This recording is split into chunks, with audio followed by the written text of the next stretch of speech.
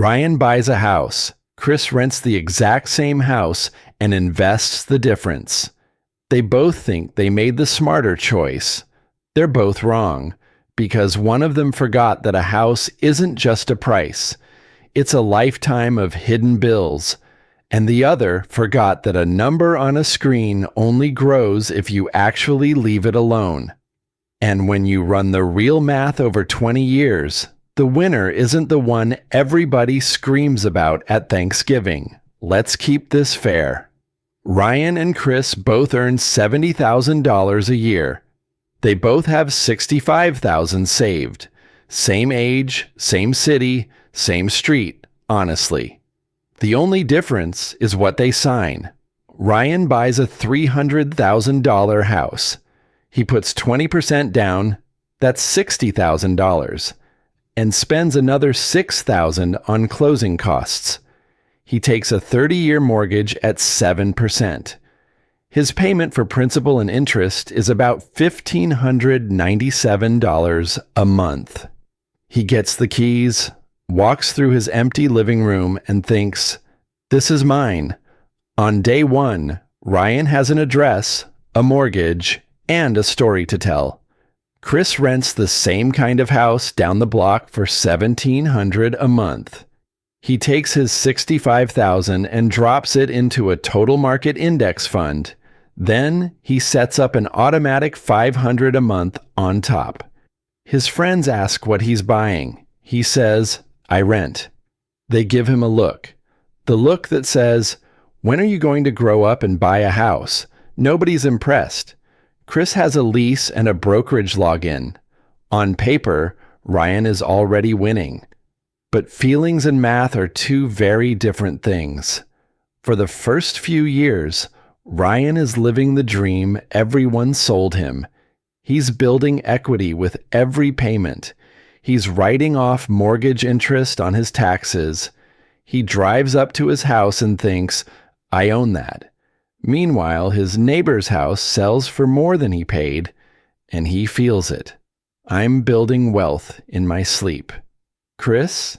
He logs into his account once a quarter. Year one, his $65,000 becomes about $72,000. Year two, maybe $85,000. It doesn't feel like anything. There's no key, no driveway, no thing he can point to. Just a number. His parents keep asking when he's going to stop throwing money away on rent. That sentence, throwing money away on rent, is the most expensive sentence in personal finance, and I'll show you why. Let's run the actual numbers.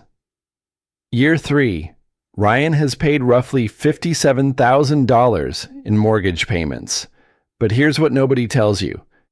In year 3 of a 7% mortgage, about $16,000 of every year's payments is just interest. That's not equity. That's rent. You're just paying it to the bank instead of a landlord. On top of that, property taxes ran him about $3,300 a year, insurance $1,500, and maintenance. The water heater, the fence, the surprise plumbing bill, another $3,000. Ryan's real cost of owning is closer to $2,250 a month, not the $1,597 on the loan document. Chris paid $1,700 a month in rent. The difference, about $550 a month, he invested on top of that original $65,000. At a 10% average return, his portfolio is sitting around $110,000 by year 3. He spent 0 weekends fixing anything. But Ryan has leverage. His $300,000 house has crept up to maybe $330,000. He controlled a $300,000 asset with $60,000 down. That's the one thing Chris can't easily copy, and it's real. Year 10. Ryan's house is worth roughly $415,000. His remaining loan balance is about $205,000. His equity, what he'd actually keep after selling, is around $210,000, minus the 6% he'd hand a realtor to sell it. He's also replaced a roof, an HVAC, and eaten one special assessment he didn't see coming. Chris's portfolio, with steady contributions and a 10% average return, is around $230,000 to $250,000. No debt, no roof, no 2 a.m. call about a flooded basement. At year 10, they're closer than either would admit at a dinner party. Year 20. Here's where the story separates. Ryan's house is worth roughly $580,000. His mortgage is nearly gone. His equity is somewhere around $450,000 to $480,000. And now his housing cost drops because the mortgage is almost paid off. That's the buyer's secret weapon. Eventually, the payment ends.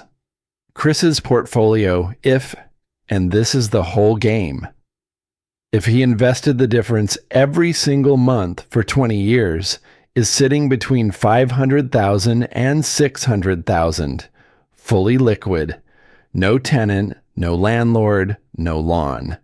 When you line them up, they're in the same ballpark. But how they got there is completely different. Ryan was forced to save. Every mortgage payment quietly built wealth whether he felt like it or not.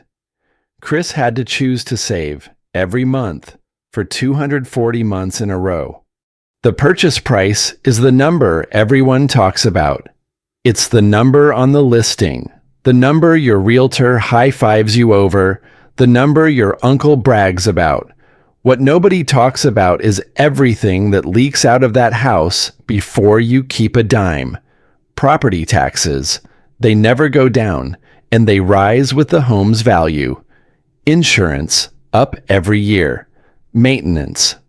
The rule is 1% of the home's value annually, so $3,000 a year on a $300,000 house, and some years it's a $200 faucet, and other years it's a $12,000 roof you can't postpone. Closing costs to buy and 6% to sell, that's $35,000 gone on a $580,000 sale just for the privilege of getting out. And the interest, over 30 years, at 7%, you pay roughly $335,000 in interest on a $240,000 loan. You buy the house almost 2.5 times. None of that shows up in the sticker price, but it shows up eventually.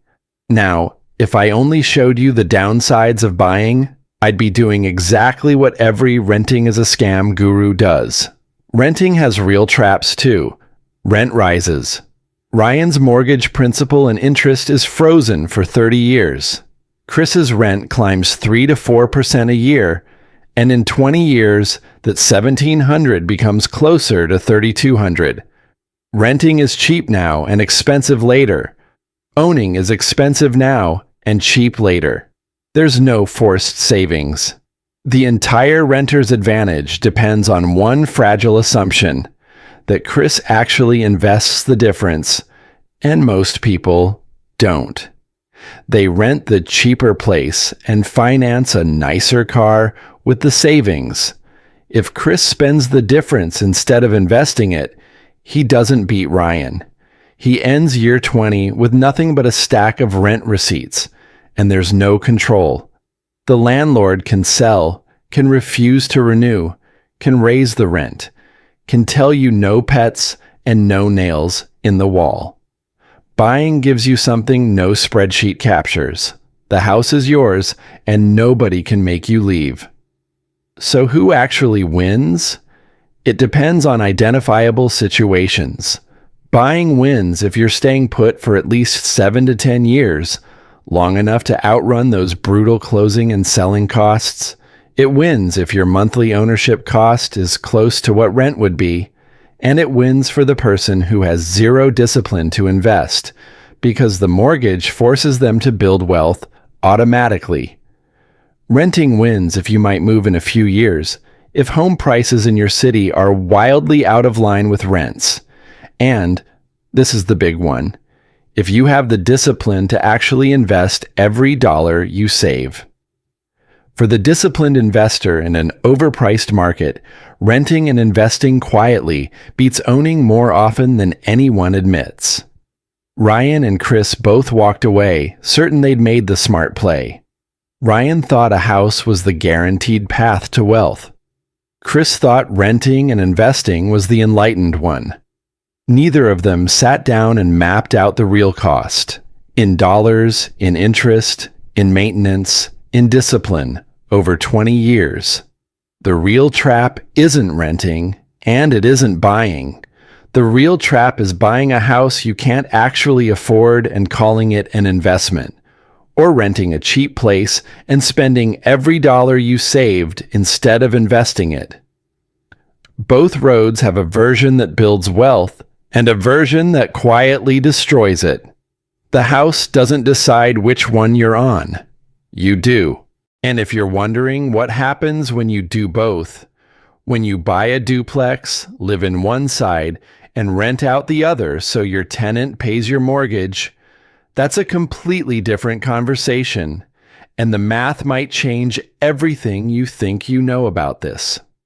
But for now, the next time someone tells you renting is throwing money away, or that buying always beats renting, ask them one question.